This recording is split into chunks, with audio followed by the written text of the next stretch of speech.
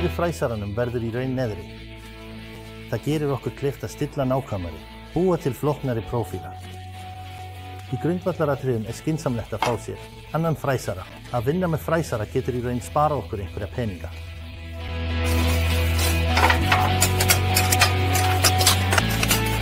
Til að setja saman borði notum við leifbeiningar. Það eru margar myndir, en ef við fáum okkur kaffi og förum skref fyrir skref, þá erum við búin að setja það saman á hálftíma, án vandræða. Fyrir sjálfa samsetninguna nægir okkur skrúfjár og lykill. Við settum saman borðið og nú skulum við skoða hvernig það frábrugðið öðrum borðum fyrir efri fræsara. Fyrst og fremst það stærðin, þar sem önnur borð eru yfirleitt með grunnstærðina 60 x 40 cm. Hér grunnurinn sem í raun álsteypa með leiðslurauf fyrir reglustykku með stærðina 60 og 1 x 36 cm og hægt að stekka hann frá hvorri hlið með auka málmplötum sem eru 21 cm, þannig að við endum með það bil 100 og 3 sem virkilega stórt svæði. Þó ég sé að fræsa langan vinnustykki mun það ekki detta. Það verður fast á borðinu og öll fræsivinna, sérstaklega á prófílstrimnum eða brúnun efnis, verður nákvæm. Þannig að þetta snýst nákvæm, en auðvitað líka öryggi. Annað sem gagnlegt við þetta borð hlíf fyrir fræsitæki og hún lyftist aðeins þegar ég kem með efnið að sjálfri fræsinni. Það þýðir að ég hef enga möguleika á að setja höndina þar inn í venjulegum rekstri. Og vinnusvæðið afmarkað með plexigleri sem ég sé þægilega í gegnum. Fræsingin dreifur betur í sig og við höfum auðvitað afturfengt vinnusvæði.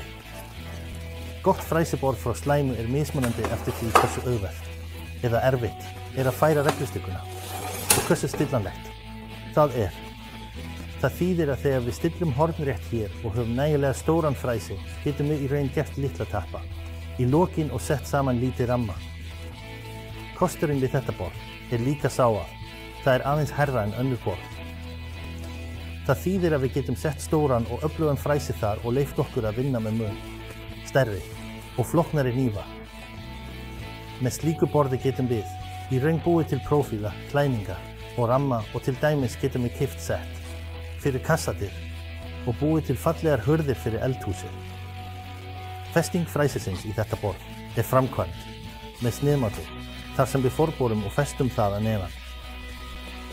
Og það í raun eins og hjá flestum öðrum borðum. Hliðaróp í fótunum þannig að við getum auðveldlega stjórna við komumst að fræsinu, en í raun það ekki mikið nauðsynlegt. Því það hefur innbyggðan rofa. Það þýðir að fræsið tengt við það. Það eru 2 innstungur, ein stjórnar fræsinu. Við getum sýnt það.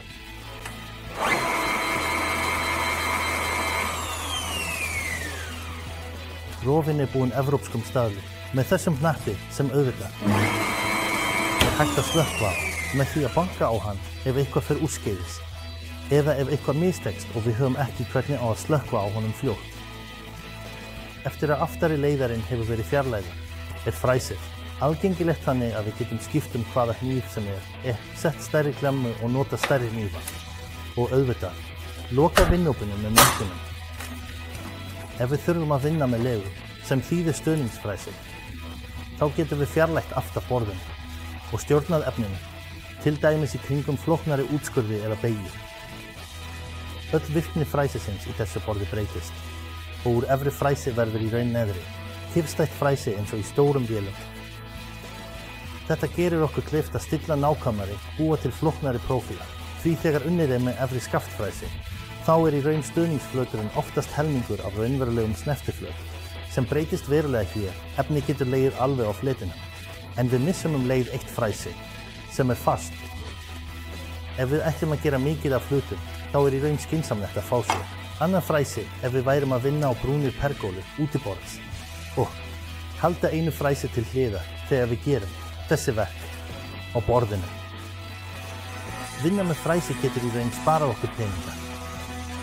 Með því að búa til prófílista getum við búið til spegilama eða skreytingafylgjur, hluti sem annarkvort óhefðbundnir eða frekar dýrir.